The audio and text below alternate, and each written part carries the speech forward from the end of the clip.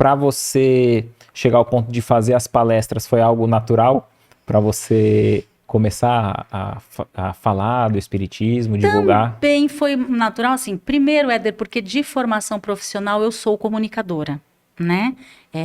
Eu cursei na Escola de Comunicação e Arte da USP, faculdade pública, ralei, fiquei anos em São Paulo estudando bastante, fiz Escola de Arte Dramática, EAD na USP também, então eu já tinha profissionalmente essa facilidade com a comunicação em função dos meus estudos e das minhas atividades mesmo.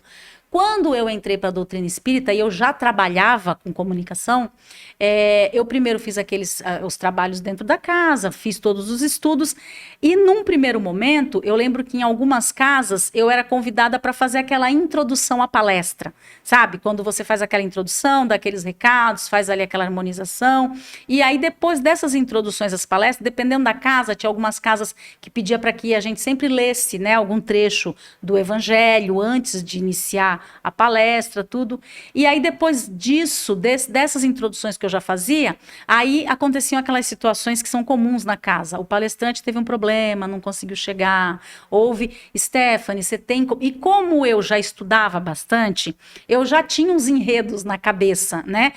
E também assim, Éder, eu sou uma pessoa muito disciplinada. Até às vezes quem trabalha comigo sabe que eu sou chata. Sim, eu sou chatinha. Então, quando eu me proponho a fazer algo, eu procuro fazer bem feito. Não para aparecer, mas para entregar um serviço de qualidade. Eu falo assim, independentemente de quem vai receber, eu vou dar o meu melhor, né? E eu faço isso em tudo. Então, por exemplo, vou até interromper para falar uma coisa simples. Se eu for doar um alimento, por exemplo, para alguém que está em situação de rua, eu sou aquela, às vezes o meu marido fala assim, você exagera, eu sou aquela que vai colocar tudo no descartável, vai colocar talher descartável, vai colocar guardanapo. Se eu oferecer uma comida, eu tenho que oferecer uma bebida junto. Se for uma bebida e tiver calor, eu vou querer que esteja gelada. Eu sou bem chatinha com isso. Quando eu faço isso materialmente. E não materialmente, eu também sou assim. Então, quando eu ia fazer, por exemplo, aquelas introduções nas casas espíritas, normalmente já se sabe qual é o tema que o palestrante vai tratar, né? Algumas casas espíritas sabe-se previamente, outras não, dependendo também de qual horário, né, do atendimento, porque às vezes tem palestra pública que é de tarde, às vezes tem palestra pública que é à noite, as casas, lá mesmo Semente de Luz, em São Vicente, atende de domingo a domingo, tanto é que eu faço palestra lá, faço palestra às vezes à noite, às vezes eu faço palestra de manhã, às vezes eu faço à noite, de tarde, claro que sempre conciliando com o meu trabalho, dificilmente eu consigo fazer à tarde e de manhã, mas faço, ainda fiz uma palestra no meio da tarde agora, semana passada. Lá, graças a Deus, consegui fazer. E aí você sabe que cada período desse público assistido tem um perfil, uma dinâmica diferente. Então, às vezes acontecia muito assim, ainda mais essas palestras que acontecem de tarde, às vezes num sábado à noite, às vezes num domingo, que ou o palestrante tem um problema, ou às vezes ele teve um outro compromisso e esqueceu de ver na agenda.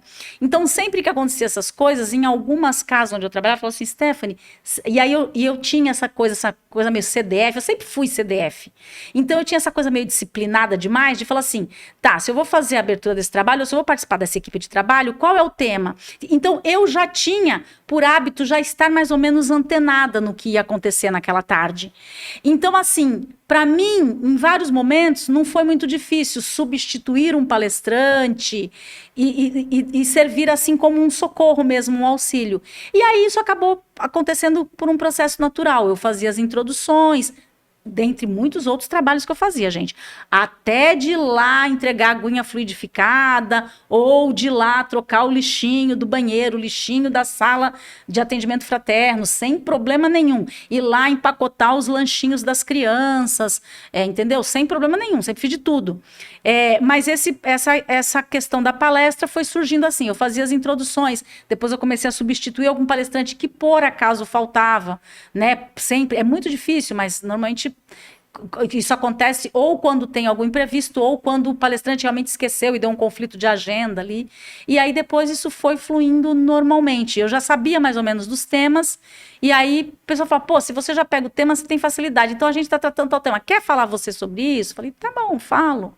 E aí foi fluindo e foi acontecendo. Aí foram surgindo os convites e foi acontecendo naturalmente. Não. Perfeito, perfeito. O que você achou desse corte? Coloca aqui nos comentários a sua opinião sobre esse tema. Para ver o episódio completo, é só pesquisar Recomeçar Podcast Espírita. E caso tenha ficado alguma dúvida sobre a doutrina espírita, é perfeitamente normal. Procure ler as obras de Allan Kardec.